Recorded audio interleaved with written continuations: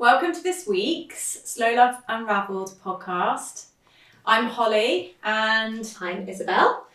We are just kind of having a general chat today. We're going to go over relationships, so sort of work dynamics, socials, romantic, sibling.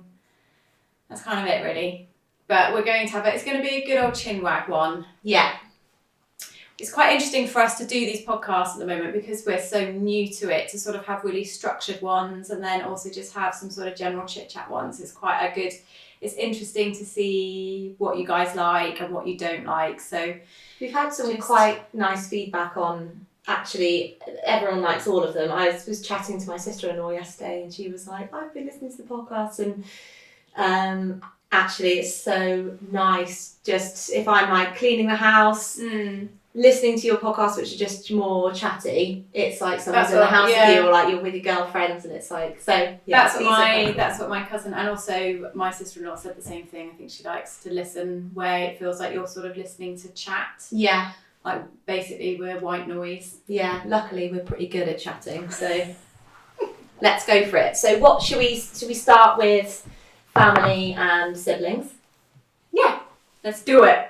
I think Holly and I are both really fortunate that we are both really close with our families, and I think I'll never forget working with a girl at a jeweller's in Cheltenham and her saying, I don't think you realise that your relationship with your family is not, it is, you're in the minority. Like, I don't know many families who are that tight and actually genuinely get on with each other with little to like no skeletons in the closet, really. Obviously every family has their beef, but we really don't, like, on the grand scheme of things. And I do think I am really lucky, and actually I do think that that's probably the reason I am the way I am is ultimately because my family foundation has really luckily been pretty solid. It makes you feel like you have a good safety net, I think. Oh yeah, 100%. Like, I'll never forget being like, I kind of don't care. Like, if I didn't have any mates, like, I've got 3 brothers who, as cringe as it sounds, like, they are my best friends. We all get on so well. And I have a really... Who's your favourite? I genuinely don't have a favourite. No. I do. We all get on really well, and I have a really close relationship with each of them, and they kind of I'm the only girl, other than obviously my mum in the family, but all of my brothers confide in me with like lots of different things. Yeah, they do, don't they? Yeah, they really do. You're their agony aunt. I am. So it's really nice. We're super close. It hasn't always been that way. Like, growing up, obviously, there were some savage fights and physical and non-physical fights, and but just not in a serious way, just in very much growing up in a busy household with siblings way. But like now we're all like really, really close, which is nice. Do you ever wish that you could... Basically, knowing your relationship now, obviously when you're at home and you live at home and your siblings, everybody's just sort of not fight scraps, as in like fight because you're all trying to use the bathroom at the same time or whatever, or fighting over the toy in the cereal box or the remote control. God, that was such a fucking the remote control was the remote control and the cereal toy. Yeah. So obviously I think when you're at that age, on the whole, everybody just gets on each other's nerves a little bit. But then when you the idea now, so because I'm so close to my brother and sister and you are so close to your brothers, I almost wish, knowing how I feel now, that I could go back and live back at home or experience it again in a way just so you appreciate it. I mean, we would get on each other's nerves so much. I think also being so used to like having your own house and doing things your own way, but I do sometimes think I wish that there had been like one of my favourite times of my life was actually when I left my degree and we were all living at home, but I had like financial independence, and You were like an adult. I was an adult. Yeah. The house we were in was probably the biggest one my parents ever had, so there was a lot of space and we weren't in each other's face the whole time, and we lived in town, so it was like we just had so much freedom. But it was so nice. I mean, one of my brothers did live with my husband and I and the kids for 3 years, so we kind of did live like that, although I had the children, so it wasn't like I didn't have that totally like fun freedom where it felt like I was like living with a friend. But it was really nice having Joe there for that time, because like you said, you kind of get the best bits of your sibling where you're not fighting like you did growing up. You've built like a nice friendship with that person, so it's not the same as it was when you're growing up. So yeah, I do know what you mean. It's a tricky one though sometimes, I think, where you spend all your time and everybody's on the same playing field, on the same level, but then obviously as you get older and different circumstances happen, or different parts of your life, or you've maybe got used to sort of doing things a different way that you may have all sort of been brought up, you're sort of trying to think of the right way to describe it, that you're sort of, not your path, that's not the right word, because obviously everybody has their own path, but so maybe the way that you would handle things as you get older and you're not living at home and you have external influences, or maybe you feel that you are more able to be yourself, or whatever way, or maybe you do feel different to how you've been brought up. You feel you should handle things differently as to the way you've been taught when you've been brought up. It's an interesting one to sort of see and experience as well, I think, when you have siblings. That's probably where a lot of, like you say, your friend who you worked with said that it is unusual, I guess. Even the conversation that we had a few weeks ago with somebody, and she was talking about the succession of her older brother, and there's sometimes it obviously things can bring up jealousy, and I feel like I think, because one thing I think my parents did really, really well, and there's so many things that I do now as a parent, and I'm like, God, I'm so glad my parents kind of instilled that in us, is they never ever pretended that they had lots of money, or we could afford to go and do all these amazing things. They just really taught us just to be kind of happy with your lot, and also just being able to be happy with less, and not pretending that we were some people that we weren't. Do you know what I mean? There was never any like keeping up with the Joneses or anything like that. And I think that foundation was such a good one. They always taught us to never kind of spend more than you earned, or live outside your means, or. So I think then growing up, and kind of we all chose really.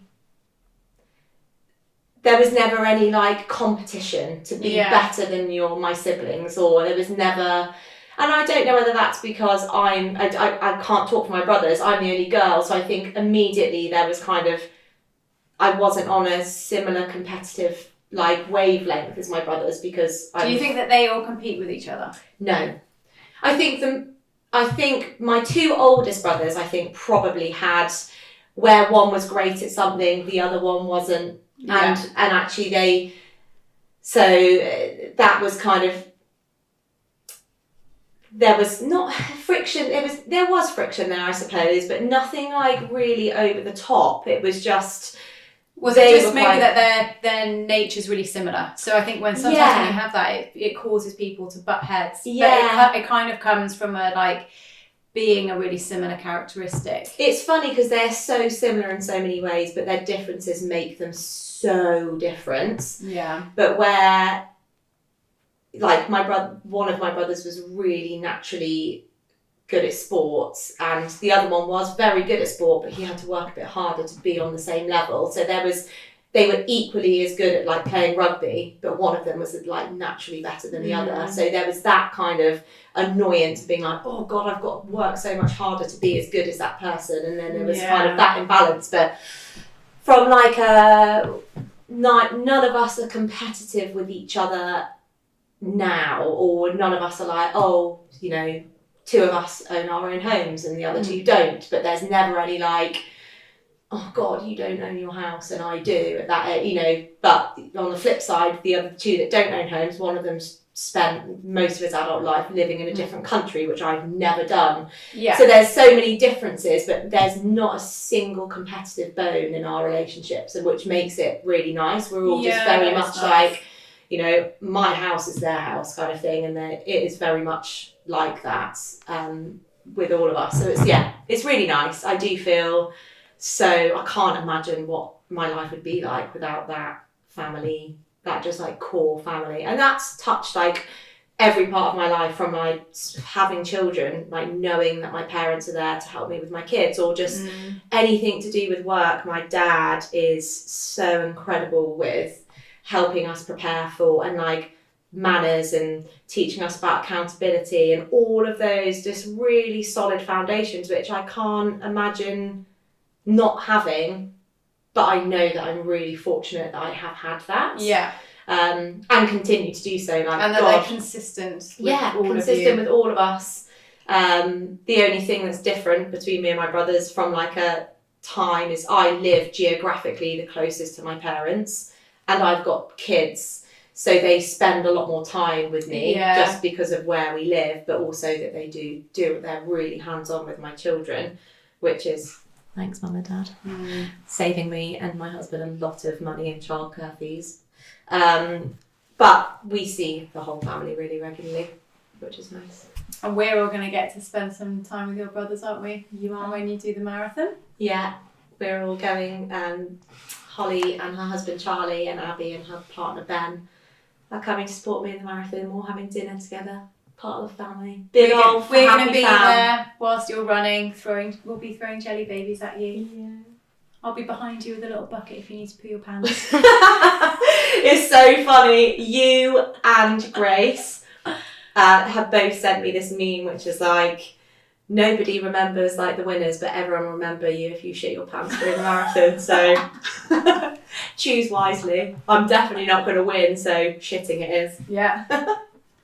And you've got a super close relationship. I mean, you work with your sister, which is obviously, you've got to have a pretty solid relationship to be able to navigate a working and personal relationship. Yeah, I do feel very, I mean, my brother and sister live in different parts of the country, and whenever Grace hasn't said this, but if Adams has ever sort of made any kind of inkling to the fact that they would want to move, which he hasn't, but he's always like, don't get excited, because I get so excited at the thought that they would live closer. The band's back together. Yeah, but I don't think it will happen. So, but no, it's the same as you. I think it just feels like there's this, you have your own like gang. Yeah. Even if we don't get to, now everybody has kids. I mean, I don't know if it will be different if your brothers end up having children, but then once that sort of route is put in and your kids get old, your kids get older, and then you have to like adhere to their plans, and it does make kind of getting together a little bit harder. Yeah. But that's just, such is life. Such is life. But then also I do think there's such a nice, it's trickier because actually there'll be such a big age gap between your children, but they'll still have that like cousin relationship, which I think is also so nice. Cousins are like that really. My mum is really close with her cousins, and it's such a lovely. I am close with my cousins, but I don't have this. One of my mum's cousins, they are literally like sisters, and it is. But it's like the best parts of they've never had that sibling rivalry or like the fighting. So they're like, it's a mixture of like a best friend, but they've got the family intel on that family level. So it's such a special relationship.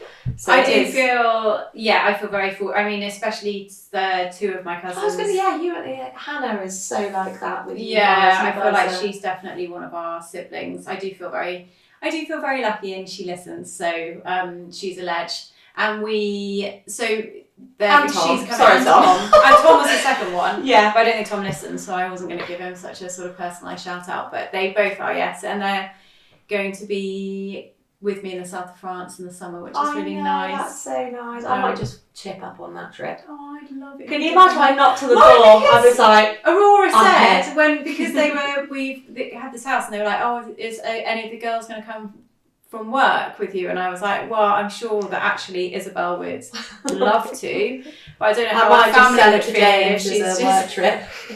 I'm like, oh, I've got some work. They're like, what about Abby and Ben? And I was like, I'm fairly sure they'll be really pleased to see the back of me by the end of summer. But if you do want them, they're like, it was so nice in the tree house. Oh, that's so nice. Look at us bossing relationships. I know. So family is a great. Yeah, I do. Yes, I mean, obviously, as you said, it's not the same for everybody. So it does feel like a particular sort of privilege. Mm. And if people ever talk about this, is getting quite deep, and sort of reincarnation. Mm. And I always think it is. Whoa.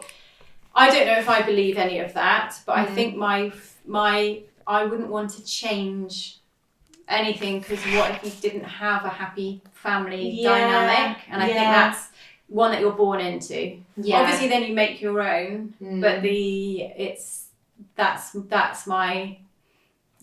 I feel so lucky with it. Yeah, definitely. I wouldn't ever want to.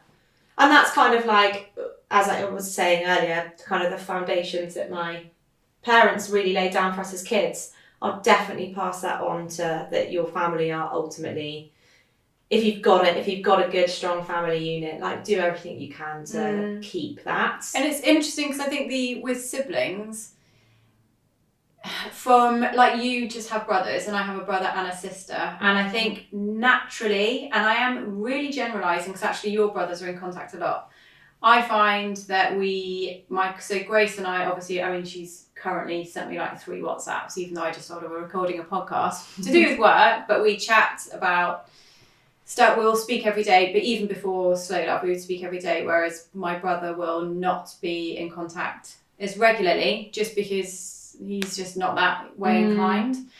And sometimes if I speak to him, he'll be like, oh, I haven't heard from you for a while. And it's like, well, the phone works both ways. Yeah. It's just funny that seems to be your reaction, is that I haven't been in contact, but he's just not very good at sort of is keeping up in regular contact. So I don't naturally go to message him because it's that kind of, we just don't do it like that. And I don't know if that's a male-female dynamic within siblings. And so my mother-in-law, for example, thinks that having a too big an age gap means you're not naturally going to be as close to your sibling. But then my husband's cousins, who we're very close to, who are Gina and Dominic, are insanely close, and they're male and female, and they've got quite a big age gap, and it's so there aren't any rules, basically. I think it is just down to, and I think it is also then thinking about that as a parent myself, and you being a parent, we both have a boy and girl each. I think it's so to see how I obviously so desperately want them to be close as adults, and you can't force that on anyone. No. But I think something that I've always done to try and make sure that there's no sort of deep-seated rivalry or unhappiness between their relationship is just not getting involved when they've fought. Yeah. And they don't fight very much, to be fair. But letting them sort it out for themselves. Yeah. And I have done, even when Aurora was a new baby and Oscar was a toddler and was kind of getting quite rough. Not picking her up and shaking her, but he would play with his toys really close to her, and she'd be on the changing mat on the floor. And if we were with, in-laws or maybe an older generation, they'd be like, oh, make sure he doesn't hurt. And I was like, if I do that, he'll think that I'm telling him off all the time for being too close to her, and he'll learn. I mean, she's not going to. If he steps on her or something, she'll be fine. But he'll realise he has to be careful. But I can't be breathing over him the whole time, making sure, because I just think it ends up forming sort of a slightly unhealthy, weird dynamic between them. But that's been my personal journey with it, I think. And actually they get on to the point where they're so rude to each other as a joke sometimes. Like yesterday, Aurora needed to be picked up. She was with a friend who lives sort of half an hour away, and she'd messaged Charlie to ask for him to come and collect her. And we've been so she's 14 and we're quite relaxed. We're trying to encourage her to use public transport. But it was bank holiday. So she does get, one of her friends lives in Painswick, which is a 2 different bus journey to get there. And so she's now doing it all the time. She gets the train on her own. She does all this stuff on her own, which is amazing. But occasionally we'll have to go and collect her. So this was one of those times. And Charlie had replied to her. Why he hasn't learned his lesson yet, I don't know. But Charlie always leaves his phone unlocked. She's done in the office, and we've literally sent pornographic messages to people off his phone.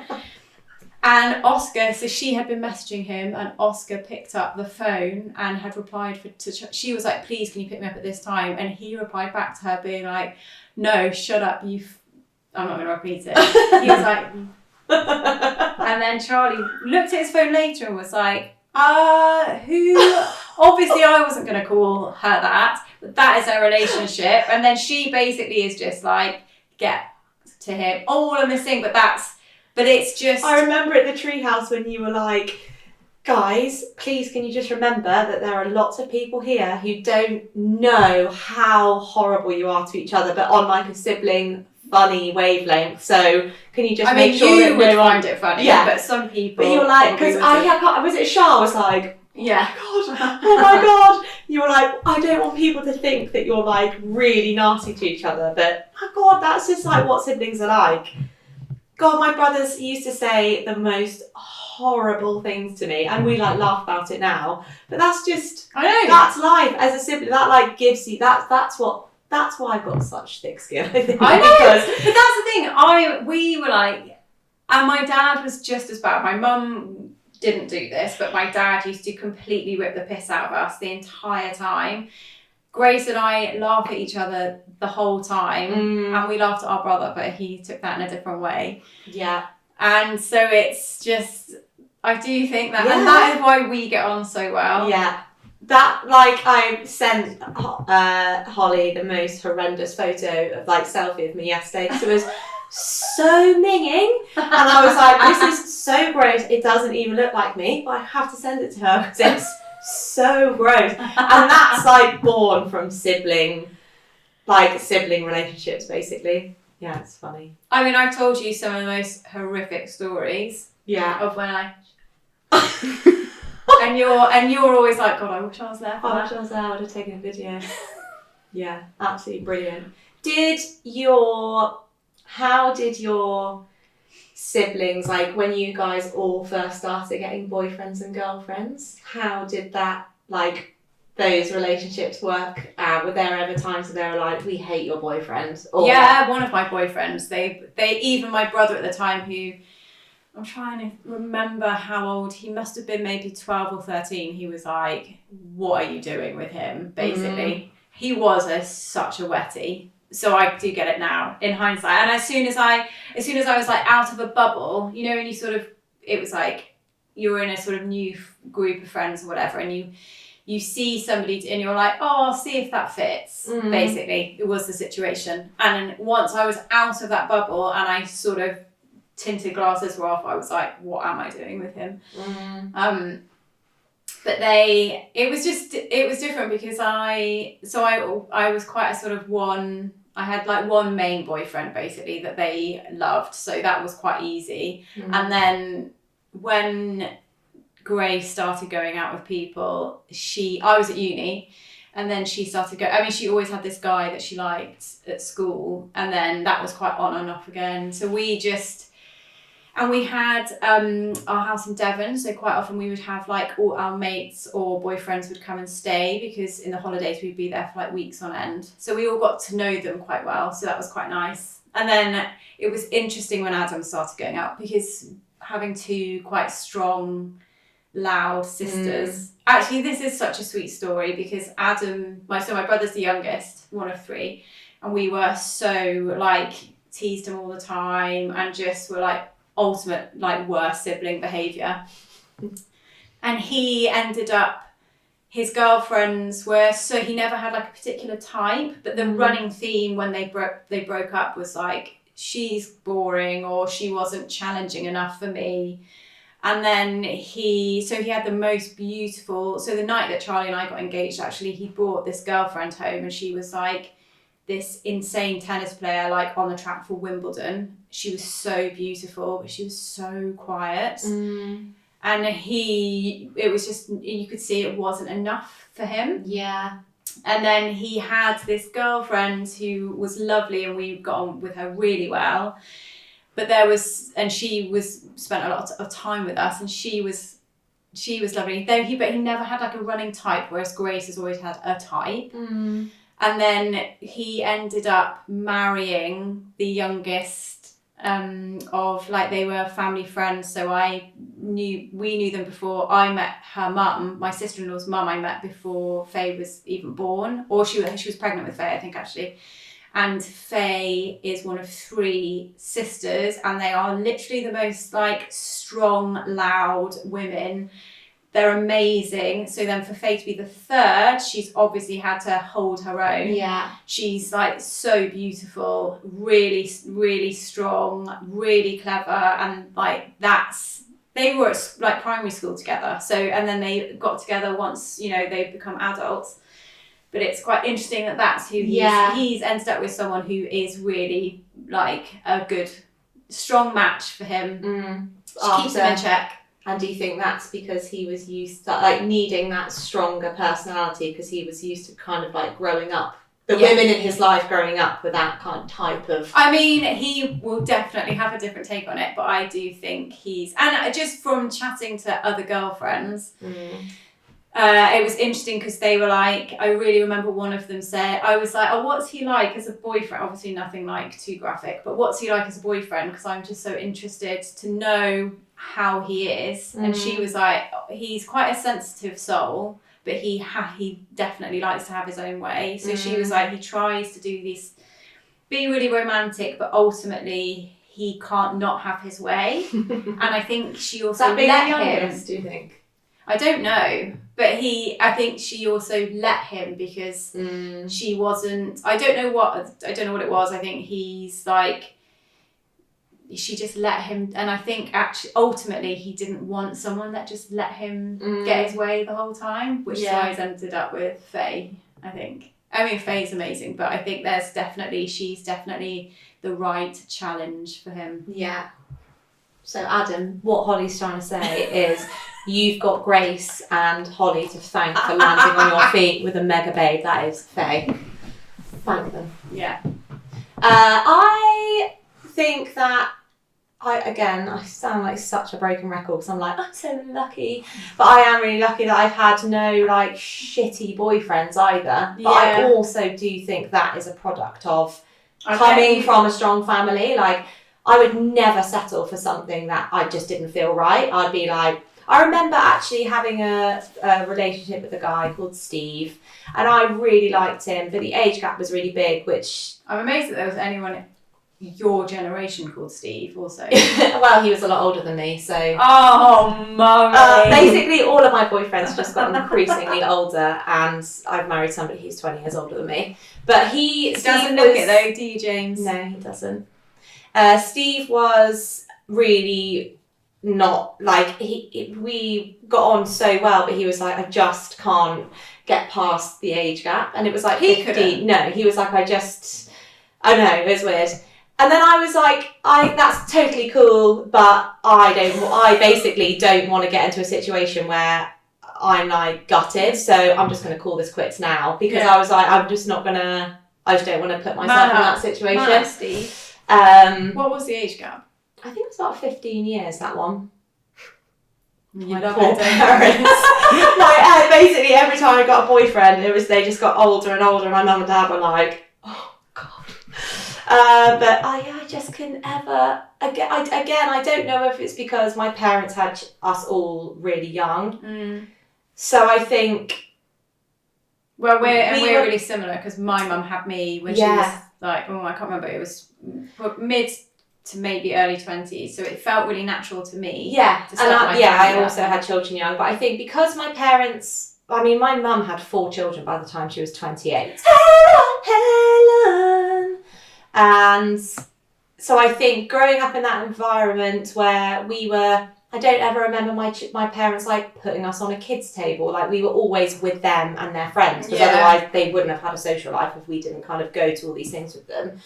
So I think ultimately I just always, and again, like growing up with my brothers, I suppose, always hanging around with people older than you, I just knew I'd always be with someone older, and my boyfriend's just got increasingly older. But that's just what I knew, that I think I just ultimately mentally was just on a similar wavelength to people older than me. Yeah, I think especially as a sort of, when you and James got together, you were how old? 20. So I got together with Charlie when I was 19. Yeah, maybe I was 19. And I very much felt, this is kind of rolling onto our next note as to the pod, kind of like how did we say that? About how we'd know to be our husbands? Yeah. And I remember feeling like somebody of that age, there was just a sort of he was very secure in our relationship, so there was no sort of, I didn't feel suffocated, which is how I felt with a lot of people. There was no sort of jealousy. I mean, at the very beginning, obviously, I think that kind of stuff, when you're getting to know each other and everything is sort of sussing out and past relationships and blah, blah, blah. But on the whole, it was like, he just said what he meant, and there was no sort of... Yeah, no like smoke and mirrors, or just they've been through that whole... I mean, honestly, I always say this, dating an older person is like such a life hack. Yeah. Especially if you're really comfortable in your own skin and you really, truly like kind of know who you are and what you want. Yeah. It's so...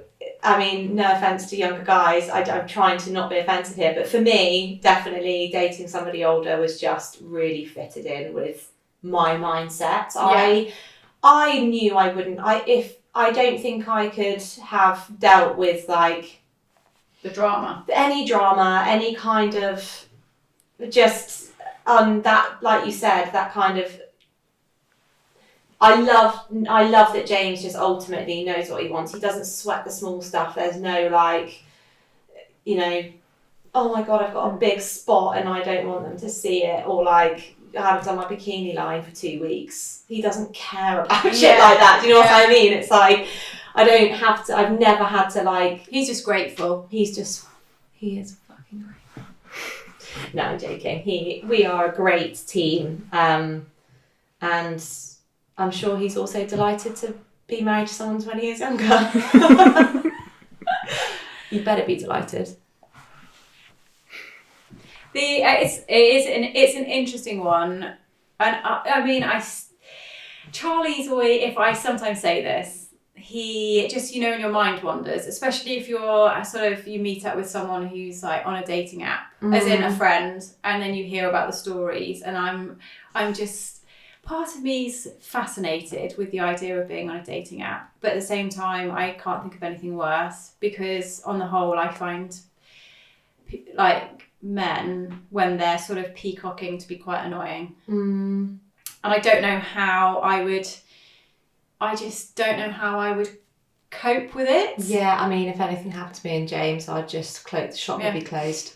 I know. I genuinely think I would just live on my own. basically wait for you and Charlie to either Charlie to die, or you guys, or I just wheedle my way into your relationship and ultimately split you up so you and I could just live together. Yeah, that'd be sick. Yeah, that'd be so good. It would be good. God, we're so much better than everyone else.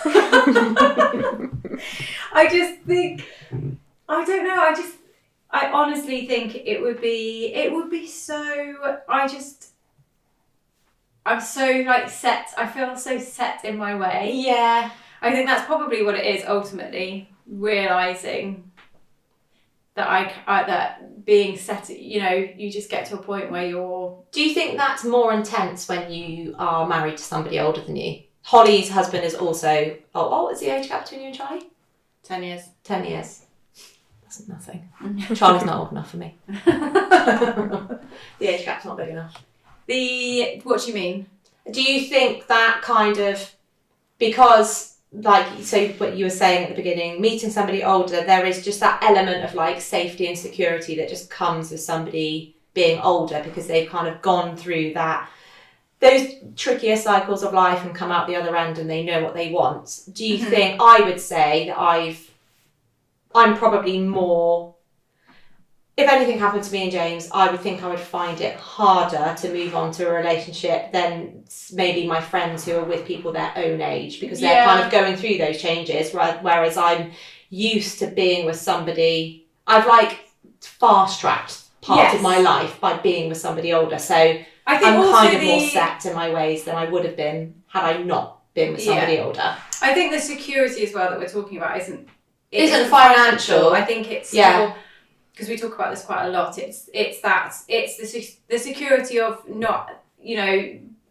knowing each day that you wake up and the sort of mood will be the same, or it's very much like they say what they mean, and there's just an element they know themselves so well. I think there's just a life stress that isn't there when somebody's like that. So I do think I think also just being married for so long now. How many years? It'll be 18 years. You've been married for 18 years? Yeah, in June we would have been married for 18 years. I know. I think it just, it's realising how your like needs and wants and how they're met. So sometimes like we'll talk about stuff that really fucks us off with our husbands do. So it's by no means, we're not being like, we have a perfect marriage. We just talk about stuff, and I think we're so like there are things that Charlie will do where people are like, how are you happy with that happening? For example, here we go, floodgates are opening. He will drive, that we live in the centre of town, and he will drive our car everywhere and just leave it anywhere and everywhere. Traffic wardens are out. There is literally, he doesn't sweat at all. He will just leave it there, and he always gets parking tickets. And it's like that happening has not taught him just to leave the car and walk and not leave the car somewhere where you're going to get a ticket. It's almost just like, he just hasn't learned. So when people are like, why does he do it? I'm like, do you know what? He's never going to change. He's never going to change with that, and I can get myself whipped up about it, or I'm just like, this is one of his cons. Choose my battles. It's not the worst thing he could do to me. It's just annoying that we have to spend that money on something where he could just pay for a parking ticket in a car park or just walk. But maybe now it's been broadcasted on the podcast, he might change. I mean, he doesn't listen to the podcast. But that is all driving everywhere in town. I just don't get it. But I'm not going to, but I know that in the grand scheme of things, is such a minimal thing. Yeah. And I know I'm tricky. So it is, I think just if something was to happen to him, from the sounds of it, Isabel's going to kill him, bump him off. And I'm on my own. I know that like a real love language for me is acts of service. Yeah. So basically I've got to bring you a cup of tea every morning when we end up living together. Done. done deal. But that's I know that, you know, when you think about like some relationships like we talked about, you just know it's not going to work, or you're kind of, you try it on, you try that type of person on for size and it doesn't work out. You know, it's not their fault, it's not your fault, it just doesn't, it's just not working for whatever reason. And then, you know, if you think about maybe the people where it felt like it was working, but something isn't quite, but something within your relationship doesn't work, and you go like back and forth with it, and ultimately now I feel like I know it's because that, like those particular needs that I know I have just weren't fulfilled by that person. But it's not because I'm being like high maintenance. They might think it is high. I don't see that as high maintenance. Yeah.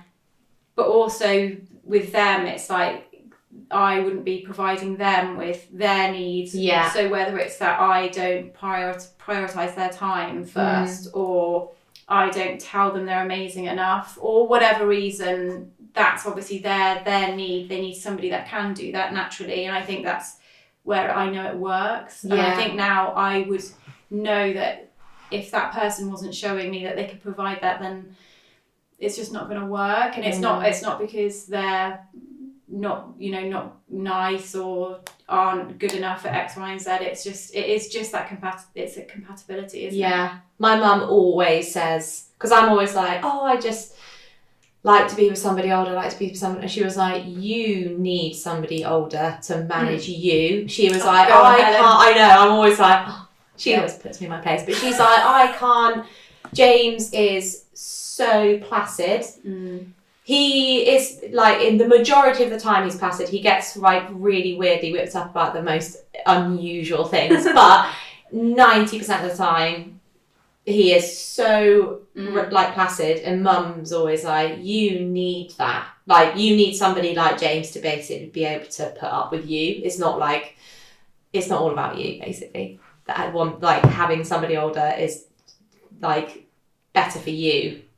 You need somebody. So when you're being whipped, if you're being like fizzy, James probably just ignores you and lets you crack on with it. But then when you really need to get reined in, I bet he's quite good at putting you in your place. But you're also very good at, from the sounds of it, when that happens, that you're just like, you are right. Yeah. Or you'll have to take we both are, to be fair. Like, I think James and I really don't argue very much. We have like a healthy amount of disagreements, but he is very good at just being able to be like, she's probably due on her period, which most of the time he is right. I'll be like, actually you say this all the time, I'll be like stressing about something and my period will start a few days later and I'll be like, my period started. He was like, I know, I could sense it coming a week ago.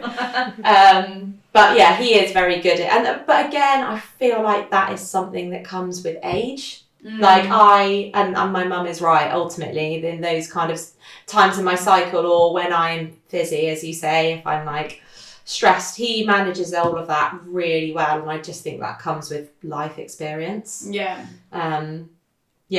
he's good. He's really funny, and I don't know the Charlies. It's actually, James gets on really well with all of my family as well, which is really nice. But he's like, you put all your destiny in one car.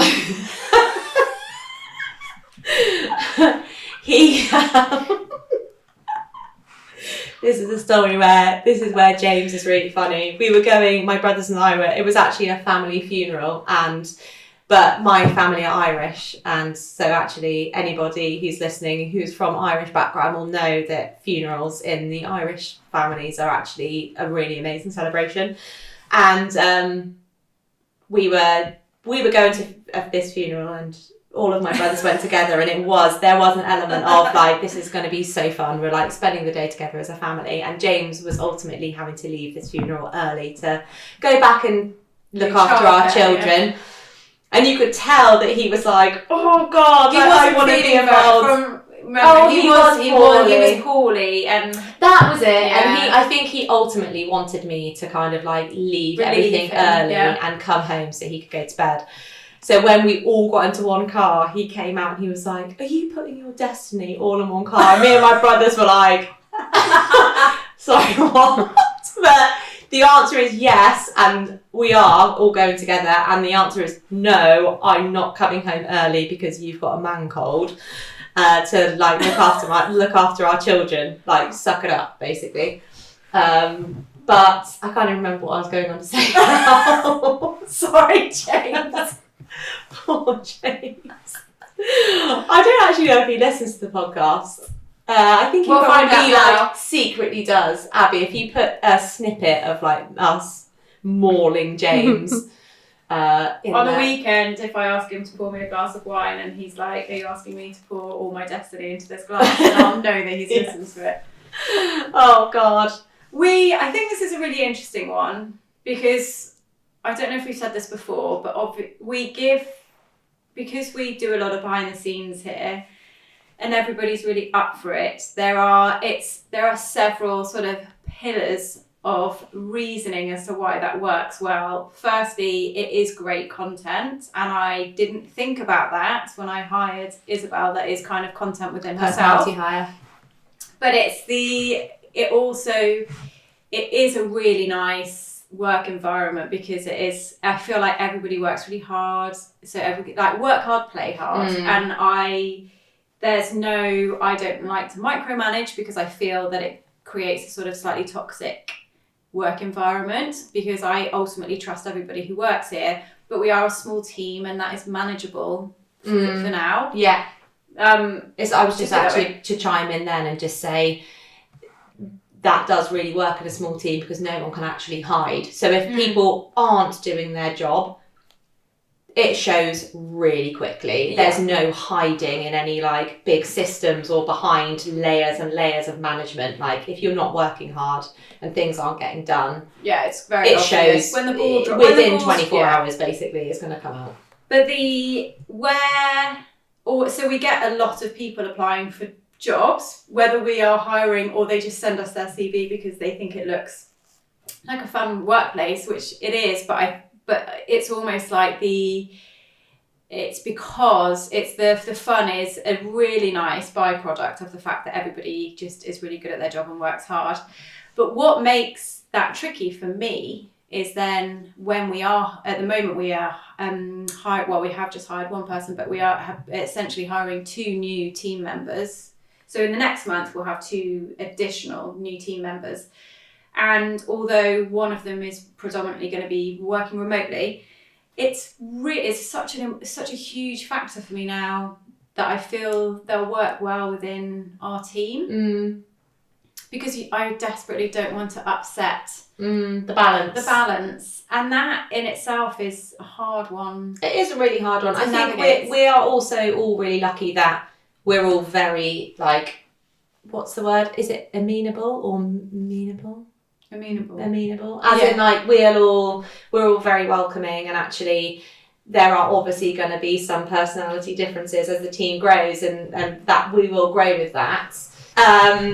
As in, none of us are like, we don't want a new member. It's not like mean girl vibes. It's going to be, it's very much like we'll welcome you with open arms. But there's an element where everybody is such strong characters, which works really well.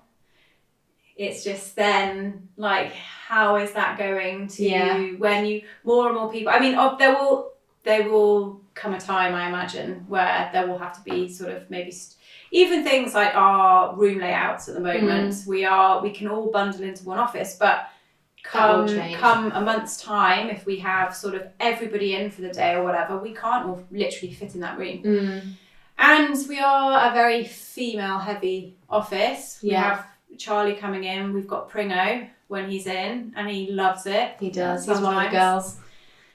So it is good, I think, now. Whereas before I was like, I can't imagine a guy working in here with us. But I actually think it's quite a good breakup, isn't it? That's a really interesting touch on relationship, actually, is Ben grew up just with his mum, didn't he? So I think he actually probably, I don't want to talk out of turn, but I can imagine he loves it quite easy transitioning, coming into a room full of women, because that's ultimately what he's used to growing up with, which is actually really nice. I hope that my son is really kind of comfortable and finds being with like in a female heavy environment, he manages himself well in there. That's like what you really want for your boys. Yeah, very true. So we just sort of spoken quickly about the work dynamics here. So Abby and Ben are a couple. Obviously, I'm married to Charlie. Mm-hmm. And you met James from working with him. I worked for James, which is how I met him. And then... So we have all worked with partners. I've actually worked with James when he had his business, where he owned a pub. So I worked with him then. I worked for him, then I worked with him, and actually I only wanted to work with him for a couple of years, and then I left. I did, stop working in his pub and went to go and get a job somewhere else, and then actually he came to work for that business. It's actually owned by a very good friend of his, and it was really interesting that him being your boss and then you being working together. You mean? We didn't work together. We didn't work in the same department at the IT company we worked at. James actually still works for them. But when I remember there was a time when, I can't remember what it was. It was I think it was like a summer party that we had.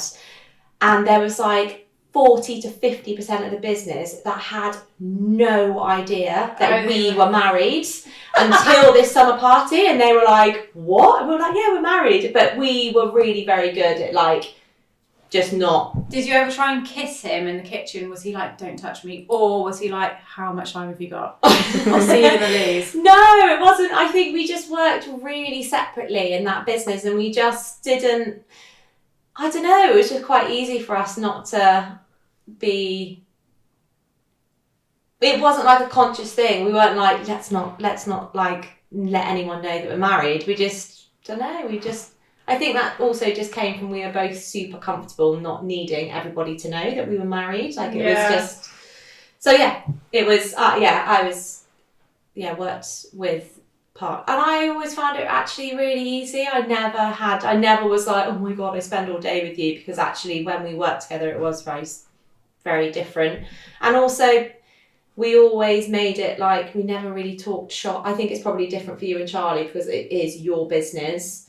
So you probably do discuss work a bit more. But James and I we probably talk about work more now than we ever have done when we work together because we do different things and actually it's really interesting. James works with quite a lot of clients where he's always like, oh God, I'm working with this client at the moment and they're doing this, which would be so cool for Slow Love. Like it's really cute. And he actually he always talks about Slow Love to people he works with, which is really nice. From like a like, oh, my wife works. Yeah, kind of. But also just like he loves that I'm so happy at work. And there's so many things that he does in his work, like around AI and stuff like that. And he's like, God, that'd be because obviously I talk to him about work and how we do things sometimes. He finds it interesting. How we do things. I think it's such an interesting, it is a really interesting dynamic because the working together. So Charlie and I worked, he was kind of my boss when I first worked with him for the company he used to have, which I won't dwell on for too long. But it was a little bit of a shit show. And I found that it was a kind of a need. It was a need, so I had to do it. And I found that really tricky because I can be really direct and he isn't. And that's where we don't gel well together. And I think he found that really hard and he was effectively my boss, but I had a lot of opinions as to how things were. Basically, probably every employer's worst nightmare. But that was my sorry, some breakfast.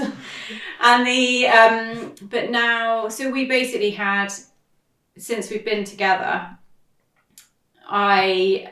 since we've had our kids, so Oscar came along a year after we've been married, but I've been a stay-at-home mum, and that was my job for like the first 12 years or whatever. And then, through lockdown, and I was working full time and Charlie wasn't, he then became the stay-at-home parent. So that like switch of the dynamic, I think people are really, I think especially men, my dad, for example, can't wrap his head around how that works. But it actually has been the best thing for us, because I think he, like in another life, I feel like Charlie would have been a great teacher. And I think when this change happened within our dynamic and jobs, it was when the schools closed for the second time in COVID. So he had to homeschool, and the schools were a lot more switched on that time. And it was a lot more regimented, and it was like such a quick learning curve for him. And I remember the first couple of weeks he was like, I don't know how I'm going to do this. It's so much to get on top of so quickly. Their work, Oscar was kind of coming into his GCSEs, but he did it, and he did it really well. And he's so like calm, and he's really consistent, and he's really good at policing what's happening with the kids' work, whereas I was a bit like, get it done, show me you've done it, but then I wouldn't kind of follow it up as well as he would. And he's just, he's quite kind of, he's just good at getting shit done like that. And so it's worked, and he's very, very supportive of Slow Love, and he now does work for me, but he also can factor the work, much like everybody here. It's quite flexible around the childcare situation. So that's worked really well. And actually now that Char's here, she tends to manage his role. Yeah. So I don't have to I don't go home and have to say, can you make sure that X, Y, and Z is done tomorrow, because Char is that person for me. So that's worked out quite well. Yeah. Oh, actually, rather than a would you rather, I saw a clip with two colleagues saying, from like a relationship perspective, you have to describe the other person in 3 words. So rather than a would you rather, you have to describe me in 3 words, and I have to describe you in 3 words. This is really hard, because Grace and I were talking about you like a few months ago, and saying how that I wish I was your sister. Yes. Our third sister. Sorry, Ad. You're out. He would cry if he heard this. We were saying how it's like, obviously with people coming into the business, it's tricky because you are like a phenomenon. Grace was like, Isabel is like an alien. You just can't compare yourself, because no one is like her. You don't fit into a mold or a category where you're like a people pleaser and an overachiever. There's just no one like you. So this is going to be really hard to sum up in 3 words, is my point. Can they be 2 words? Is it a single word? No, it would just be like, as in like 3 descriptions. Naturally confident. The confidence that Isabel has isn't a front. She is just inherently confident with everything. And I've never met anyone who carries that much confidence, probably other than my dad. My dad looks in the mirror now, and he's in his like late 60s. He still sees his 20-year-old skinny self. But that's how much confidence my dad has. My dad will go into a room and he'll be like, it's my mission to talk to everyone in this room. You are like that, but you're not calculated in that way. You just are naturally that confident. So it's great, because actually if I ever have to, which is not that often, but say if you're getting a bit shouty, and be like, you need to just shut up. Yeah. You just take Let's just chip that down a little bit, shall we? So confident. I need to think about tenacious. So you're so like, if you want something done, you will aggressively get it done. HMRC probably have your number blocked, because if you want something from them, I've never known anyone to go after HMRC the way that you have, which having you as an employee doing that is fucking brilliant. 3, I'm like toying between stylish, because you are naturally stylish, but also just like general, hey? Fucking hilarious. Oh yeah. Oh, this is really your head. God. I was gonna say kind, and now I'm like funny. I can't. Just keep going. This is great. I know, we're going to be all day. Confident, tenacious, funny. Aw, I'm chuffed with those. Oh, yeah. Oh, God, I need to think of Holly's. So I would say that yours are headstrong / intimidating, but not intimidating in a bad way. Like, I remember when I first met Holly, I was like, oh my God, it was kind of like meeting somebody famous, because you could tell from like the first, you know that Holly is somebody who really knows exactly who she is and exactly what she wants. And that standpoint, that like strength, like the strength is like really strong. The strength is stronging. So that would be the first one. Stylish. Like from a really like chic, stylish, but even, this is going to sound really weird, but even like your personality is like unwaveringly, yeah, again, I think it comes from like the strength side of stuff. So like the way you look and the way you carry yourself in like your personality is everything about it. And like your house, everything is very stylish, very chic, very like, but there's like such an individuality to it all. And then I know it's the same as mine, but funny because we do find each other so funny. I laugh so much with Holly. We have like the exact same sense of humour, which I do also think stems from having siblings. There is that like wavelength of. I feel like you really are funny, naturally quick and funny though, whereas mine is like weirdness. Yeah. And I'm not like, I'm weird so one. weird and kooky. I'm like awkwardly weird. Yeah. But I find that really funny. funny. I literally love watching Holly the inappropriateness, or watching Holly being like really awkward and weird in a social situation is like one of the highlights of my job. I find that we're planning an event, and I was talking to Charlie about it this morning, about the sort of like logistical complications. I'm fucking boring Abby again with my chat. And I wish we had a camera on Abby. And every time she yawns on the podcast, it's like ding. She's just there like. And I just said I would honestly. So basically, we've like roped in our sort of our university gals who come and help us when they're home from uni, because we've got quite this big event happening that we're planning, and we're budgeting quite a big thing for us. It's for our spring summer, like we are going all out. We're going and Shah unfortunately can't come because of childcare, which is just so shit for her, because we as working mums, it's just such a huge thing for us to have to factor in, and she's missing out. And we were talking about it, and I said if Isabel, and I was like, it's such a shame because she's so brilliant in those situations, and I was like, if Isabel didn't, because Isabel is so good at chatting to everybody naturally and just like bringing the mood, and she brings the vibe, and I'm just basically so awkward that I have to I'm like Holly's backup personality, basically. Yeah, I basically have to like